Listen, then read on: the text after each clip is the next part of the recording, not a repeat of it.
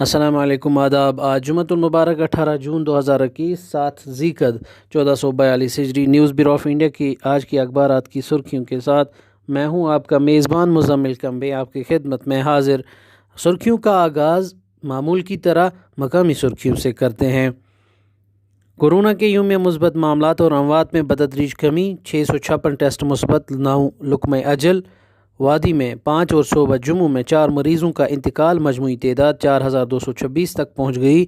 اب تک کل ملا کر 93,54,739 ٹیسٹ، 90,44,722 کی رپورٹ منفی، 3,10,017 کے مثبت۔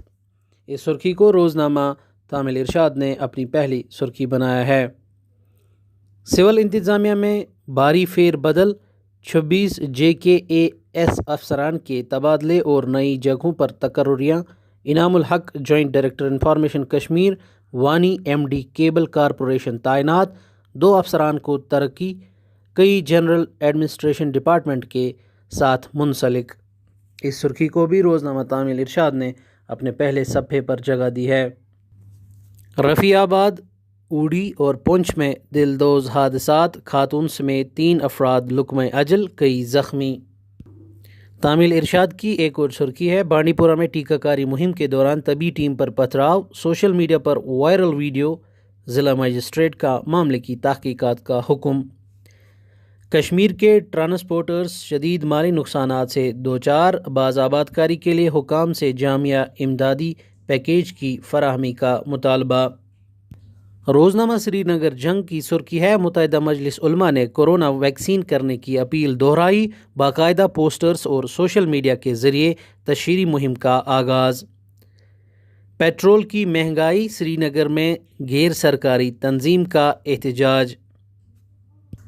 روزنامہ سری نگر جنگ کی ایک اور سرخی ہے، سری نگر میں 2 علیحدہ معاملات میں 2 نوجوانوں کی خودکشی، 3 ہفتوں میں 1 درجن افراد نے زندگیوں کا خاتمہ کیا۔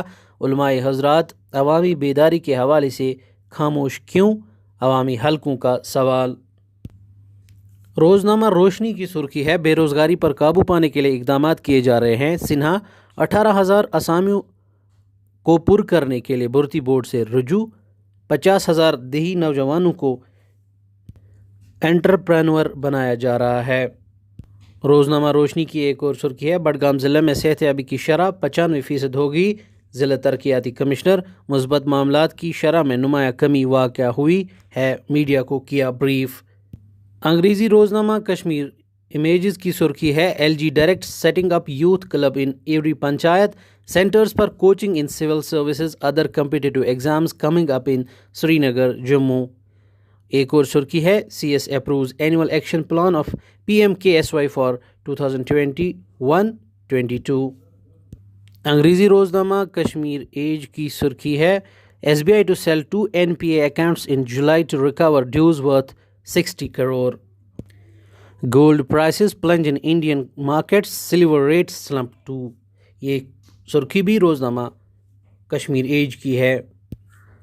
کشمیر ایج کی ایک اور سرخی ہے، India puts hold on proposal to cut import duty on edible oils, report. اب ایک نظر عالمی سرخیوں پر۔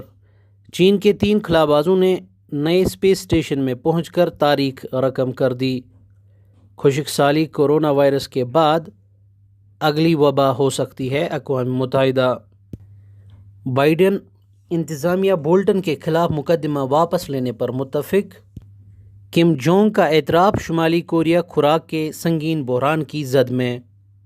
روزنامہ الحباب کے عالمی صفحے سے سرخی ہے، آقا جب ہار گئے تو غلام کیا لڑیں گے جنگ، امریکی فضائی تعاون سے محروم ہونے کے بعد افغان حکومتی فورسز کی ناکامی کا خدشہ۔ افغان فوج کے 20 کمانڈوز طالبان سے جھڑپوں میں ہلاک۔ اوورسیز پاکستانیوں کو انتخابی عمل میں لازماً شریک بنائیں گے، وزیر اعظم پاکستان عمران خان۔ اسرائیلی فوج کی فائرنگ، خاتون سمیت 2 فلسطینی ہلاک۔ اگست تک ایران کے جوہری پروگرام پر معاہدے کی بحالی ممکن نہیں، سربراہ IAEA۔ ویانا میں ایران کے جوہری پروگرام پر جاری مذاکرات میں بڑے اختلاف موجود ہیں، فرانس۔ ایران کے صدارتی انتخابات آج 3 امیدوار دستبردار۔ ولادیمیر پوٹن جو بائیڈن کی جنیوا میں ملاقات، سفراء کی واپسی پر رضامندی۔ دونوں صدور نے ایٹمی ہتھیاروں کو محدود کرنے کے بارے میں معاہدے کے لیے بات چیت شروع کرنے پر بھی اتفاق کیا۔ برطانیہ کورونا کیسز میں تیزی سے اضافہ۔ اور اب کھیلوں کی سرخیاں۔ ہندوستان اور نیوزی لینڈ پہلا عالمی ٹیسٹ چیمپئن بننے اتریں گے۔ اس فائنل کے ساتھ عالمی ٹیسٹ چیمپئن شپ کے 2 سال کے سلسلے کا خاتمہ ہو جائے گا، جسے ٹیسٹ کرکٹ کو نئی زندگی دینے کے مقصد کے ساتھ 2019 میں شروع کیا گیا تھا۔ بنگلہ دیش اگست میں آسٹریلیا کی میزبانی کے سلسلے میں پرامید۔ مسلمان فٹ بالر کا شراب کے خلاف مثالی اقدام۔ پاکستانی کرکٹر کو بیرون ملک کھلانے کا جھانسا دے کر لوٹ لیا گیا۔